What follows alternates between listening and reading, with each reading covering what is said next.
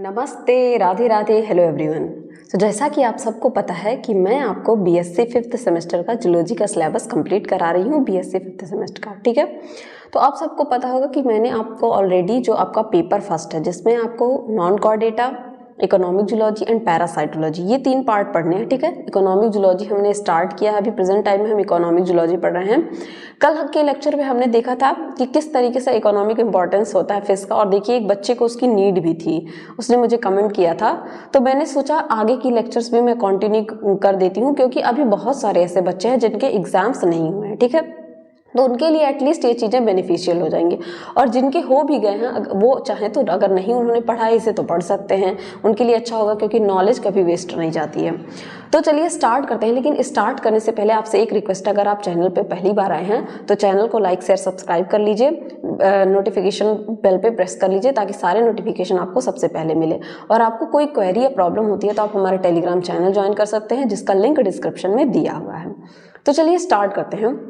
Important food and fishes, important food जो है fishes के, इम्पॉर्टेंट फूड वो कहाँ से ऑब्टेन किए जाते हैं, किस किस टाइप के फिशेज से, उसको जानेंगे। और उनके डिजीज, जैसे कि bacterial disease, viral disease, protozoa से होने वाले डिजीज, अलग अलग टाइप के डिजीज के बारे में हम जानेंगे कि किस तरीके से डिजीज होते हैं। ठीक है, अब हम बात करते हैं तो फिशेज का थोड़ा सा यूज हम जान लें कि आप सबको मैंने आगे की क्लास में बहुत अच्छे से बताया था कि जो फिशेज होती है वो प्रोटीन की बहुत अच्छी सोर्स होती है। ठीक है, प्रोटीन डाइट बहुत ज़्यादा पाया जाता है फिशेज में, विटामिन ए, डी, ये सारी चीज़ें, फैट हो गया, ये सारी चीज़ें प्रोटीन फिशेज में बहुत ज़्यादा पाई जाती है। ठीक है, अगर बात की जाए तो इसमें 13 से लेके 30% तक क्या पाया जाता है, प्रोटीन पाया जाता है, जो कि हमें 300 से लेके 1600 कैलोरी एनर्जी पर ग्राम देता है। ठीक है, पर ग्राम जो है 300 से लेके 300 से लेके 1600 कैलोरी तक की एनर्जी देता है। ठीक है, ये अच्छे सोर्स होते हैं आपके फॉस्फोरस के,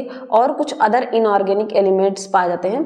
ठीक है, इनऑर्गेनिक एलिमेंट्स जैसे सल्फर हो गया, फॉस्फोरस हो गया, इन सारी चीज़ों के भी ये बहुत अच्छे सोर्स हैं। ठीक है, अब हम कुछ एडिबल फिशेज, यानी कि जो खाने लायक, 2 तरीके की फिशेज भी होती हैं, एडिबल, ठीक है, जिसको कि आप अच्छे से खा सकते हैं, दूसरी होती है नॉन एडिबल। ठीक है, अब सार्क को तो आप नहीं खा सकते हैं, सार्क का यूज हम केवल कॉमर्शियली कुछ चीज़ों को बनाने में, कॉस्मेटिक्स को बनाने में, बैग्स वगैरह को बनाने में यूज़ कर सकते हैं, आप उसे खा नहीं सकते, क्योंकि इसकी स्केल जो होती है, प्लेकॉइड स्केल उनमें पाई जाती है, वो इतनी ज़्यादा हार्ड होती है कि अगर आप उसे चबाने चलेंगे तो आपके दांत टूट जाएंगे। ठीक है, तो इस वजह से एडिबल फिशेज की जो हैं उनके नाम हम जानेंगे जो हम खा सकते हैं। ठीक है, जिसमें आएंगे फ्रेश वाटर फिशेज। अब फ्रेश वाटर फिशेज इस तरीके से डिवाइड क्यों किया गया है, फ्रेश वाटर फिशेज में वो आते हैं, फ्रेश वाटर में मेनली क्या क्या आता है। ठीक है, आपका वो हो गया क्या, तालाब, लेक हो गया। ठीक है, इस तरीके से छोटे छोटे पॉन्ड जो हो गया, पॉन्ड की बात करें, डिचेस की बात करें, गड्ढे, जो इनमें फिशेस पाई जाती हैं वो होती हैं एडिबल फिशेस,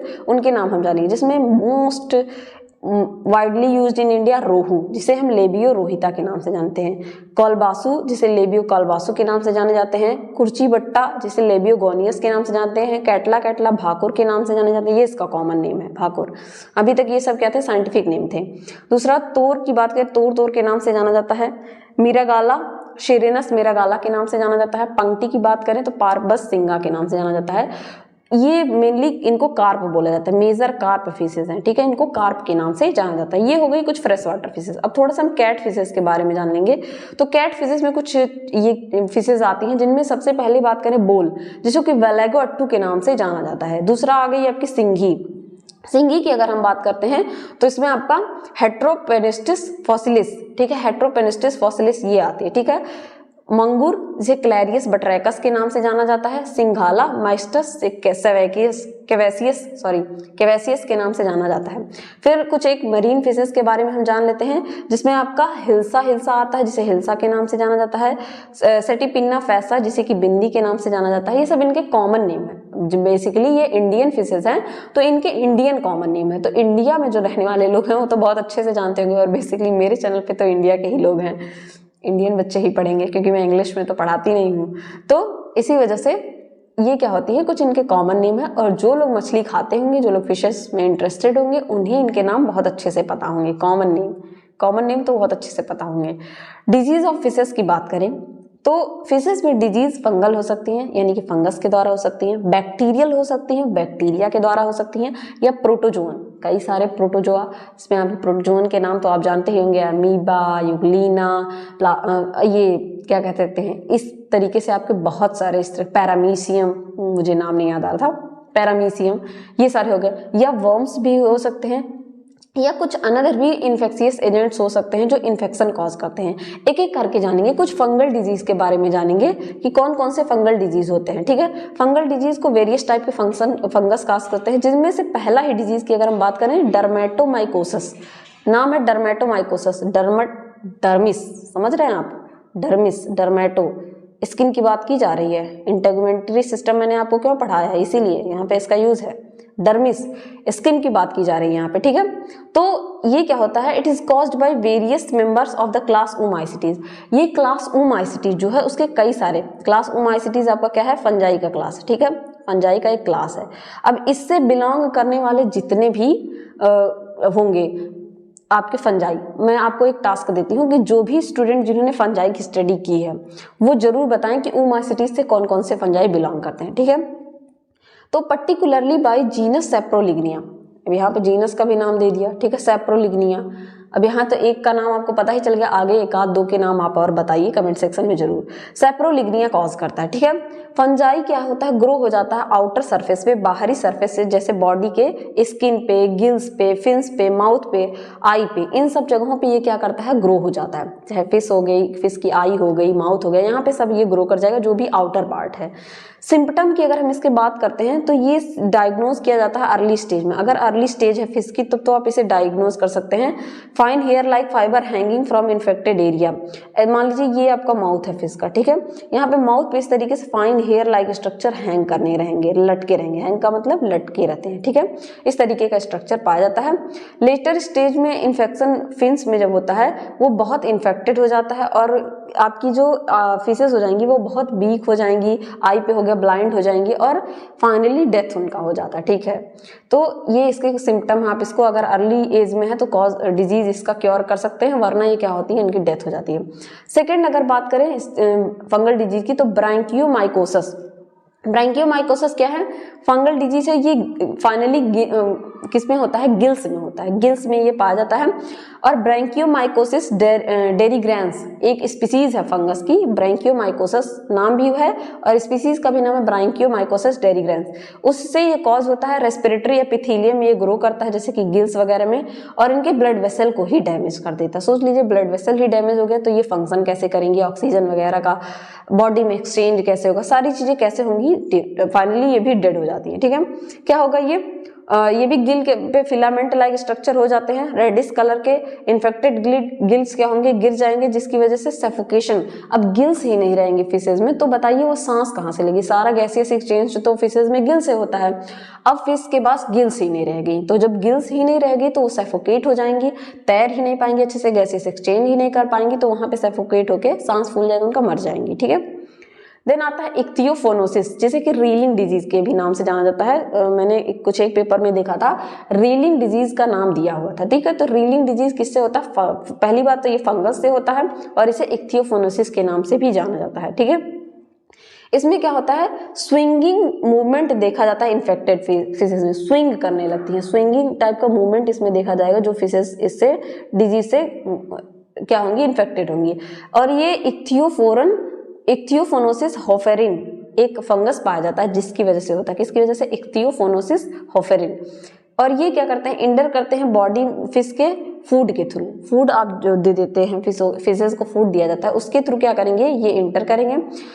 स्पोर जो होगा फंगस का वो इंजेस्टेड हो जाएगा, कहाँ पे, कंटामिनेटेड फूड में क्या होता है, इंजेस्ट हो जाता है। ठीक है, और ये क्या करता है, इन्फेक्ट करता है वेरियस ऑर्गन जैसे कि लीवर, किडनी, गोनड, ब्रेन, इन सब जगह को बहुत ज्यादा ये क्या करता है, ऑर्गन को डैमेज कर देता है। सीवियर केस में ये बॉडी को ही, पूरे बॉडी ऑर्गन को रप्चर कर देता है, टूट जाते हैं। ठीक है, तो बहुत ज्यादा क्या है, इन्फेक्शियस डिजीज है। बात करें दूसरे डिजीज की तो जिसमें आता है बैक्टीरियल डिजीज। अभी तक आपने 3 नाम पढ़े। ठीक है, ब्रांकियोमाइकोसिस, इक्थियोफोनोसिस। ठीक है, ये सारे क्या हैं, फंगल डिजीज थे। अब जो डिजीज के बारे में हम पढ़ेंगे वो आपके हैं बैक्टीरियल डिजीज। ये कैसे डिजीज, जो एनिमल इससे फिशेज अफेक्टेड होंगी उसको अफेक्ट करने वाला होगा बैक्टीरिया। ठीक है, बैक्टीरियल डिजीज, इससे भी कई सारे डिजीज होते हैं जैसे कि कॉटन माउथ डिजीज, पहला डिजीज। इसमें क्या होगा, फिलामेंटस बैक्टीरिया जो होते हैं, आप सबको पता होगा फिलामेंटस, स्फेरिकल, नॉन फिलामेंटस, कई टाइप के बैक्टीरिया। फिलामेंटस बैक्टीरिया मतलब ये बैक्टीरिया उनकी बॉडी पे क्या पाए जाएंगे, फिलामेंट पाए जाएंगे, फिलामेंट, जिससे ये लोकोमोशन करते हैं, ठीक है। तो फिलामेंटस बैक्टीरिया के द्वारा, जिसको कि फैक्सी बैक्टीरिया भी कहते हैं, उससे जनरली ये कॉज होता है। इनमें क्या होगा, फंगस जैसे टफ्ट अराउंड माउथ पाया जाता है, इस तरीके से फिश का माउथ, ये कोई फिश है, ठीक है, फिश है इस तरीके से, उसका ये माउथ है, माउथ पे इस तरीके टफ्ट लाइक स्ट्रक्चर बना लेंगे, टफ्ट लाइक स्ट्रक्चर बना लेंगे, जिसकी वजह से क्या होगा, माउथ में इनके दिक्कत हो जाती है और ये डेड हो जाते हैं। ड्रूपी डिजीज, ठीक है, ड्रूपी डिजीज की हम बात करें तो ये सीरियस इन्फेक्शन है मेजर कार्प में, ठीक है, मेजरली कार्प, जो कार्प, मेजर कार्प के बारे में मैंने आपको बताया है, ऊपर 4 फिशेस के नेम, तो आप वहां से देख सकते हैं। और ये बैक्टीरियम स्यूडोमोनास पंक्टेटा इसके द्वारा काज होता है। कॉजेटिव एजेंट होता है इस डिजीज का स्यूडोमोनास एक बैक्टीरिया, स्यूडोमोनास पेट्यूटा के बारे में आप सुना होगा, जो आपके एक सुपर बग के नाम से जाना जाता है। जब समुद्री जहाज वगैरह जाते हैं और उनसे तेल लद के एक कंट्री से दूसरे कंट्री में जाता है, तो कभी कभी क्या होता है, लीकेज की वजह से वो सारे तेल पानी में फैल जाते हैं। उनको क्लियर करने के लिए हमारे इंडिया के ही एक साइंटिस्ट ने डिस्कवरी की है सुपर बग्स की, जो कि स्यूडोमोनास पेट्यूटा एक बैक्टीरिया है, वो उसको डाल देते हैं तो वो सारे ऑयल को क्या कर देता है, क्लियर कर देता है, ठीक है। एक इंटरेस्टिंग बात थी तो मैंने आपको बता दिया, इसके नाम से रिलेटेड था। इसमें क्या होता है, एक्युमुलेशन येलो कलर्ड के फ्लूइड हो जाते हैं बॉडी में, जिसकी वजह से फाइनली जो फिश होती है उसकी डेथ हो जाती है। देन आपका आता है प्रोटोजोन डिजीज, ठीक है, सॉरी, प्रोटोजोन डिजीज की अगर हम बात करते हैं तो ये मेनली प्रोटोजोआ, जो प्रोटोजोन एनिमल है उनसे कॉज होता है, जिसमें सबसे पहला ही डिजीज है इक्थियोथीरियसिस, ठीक है, क्या, इक्थियोथीरियसिस, ठीक है। इक्थियोथीरियसिस की अगर हम बात करते हैं तो ये कॉमन डिजीज होता है फ्रेश वाटर फिशेस के लिए, ठीक है, जो कि प्रोटोजोआ के द्वारा काज होता है। इनमें क्या होता है, अफेक्टेड फिशेस जो होती हैं वो डेवलप कर लेती हैं स्मॉल स्पॉट ऑन स्किन। ये फिश है आपकी कोई, ठीक है, फिश, ठीक है, यहाँ पे क्या होगा, इनकी बॉडी पे इस तरीके से स्मॉल स्पॉट आ जाएंगे, इस तरीके से डेवलप कर लेंगे, कहाँ पे, स्किन और गिल्स पे, जिसकी वजह से रेस्पिरेशन अफेक्टेड हो जाता है फिश का। इसके क्योर के लिए हम 3% सोडियम क्लोराइड सोल्यूशन का यूज करते हैं, रिकमेंड किया जाता है, जिससे इसको क्योर किया जा सकता है। नेक्स्ट आता है आपका वर्लिंग डिजीज। वर्लिंग डिजीज से भी क्वेश्चन पूछा जाता है। वर्लिंग डिजीज की बात करें, this disease is caused by Myxobolus cerebralis के द्वारा इसको कॉज किया जाता है। माइक्रोस्कोपिक पैरासाइट होता है साल्मोनॉइड फिशेस का, ठीक है, जिसमें ट्राउट, सैलमन, व्हाइट फिश ये सभी आती हैं। इनको क्या कहते हैं, ये डिफरेंट टाइप के सिस्ट प्रोड्यूस कर देते हैं बॉडी में, ठीक है, इंटरनल टिश्यू ऑर्गन में, ठीक है। और ये डिजीज क्या करता है, सीवियर मॉर्टेलिटी यानी मृत्यु दर, इससे बहुत ज्यादा क्या होती है, फिशेस की डेथ होती है। इस डिजीज से सबसे ज्यादा डेथ होती है, बहुत ज्यादा, और इकोनॉमिक लॉस इसकी वजह से बहुत ज्यादा। जब फिशेस इतनी बड़ी होकर डेथ हो जाएगी उनकी, तो क्या होगा, जो भी उसको फिश कल्चर चला रहा है, फिश कल्चर कर रहा है, उसके लिए कितना ज्यादा लॉस हो जाएगा, ठीक है।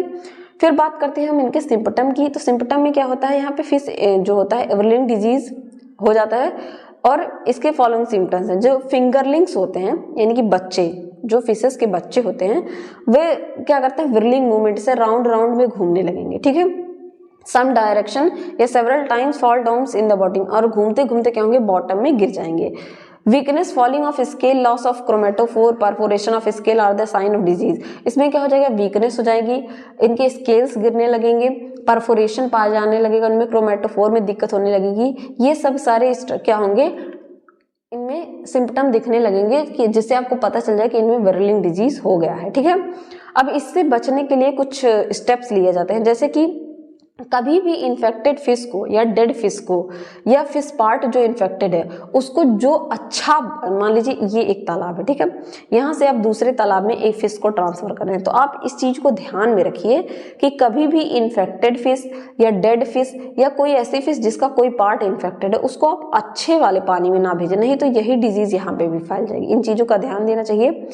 और कभी भी फिश को ट्रांसफर करने से पहले क्लीनिंग स्टेशन जहां भी अवेलेबल हो, ठीक है, क्लीनिंग स्टेशन जहां भी अवेलेबल हो वहां पे आपको क्लीनिंग स्टेशंस का यूज करना चाहिए, ताकि ये बीमारी जो किसी एक फिश में हो भी गई है, किसी एक तालाब में हो भी गई है, वो दूसरे पॉन्ड तक या दूसरे वाटर बॉडी तक ना पहुंचने पाए, एटलीस्ट आप उन सारे फिशेस को तो सेव कर पाएँ।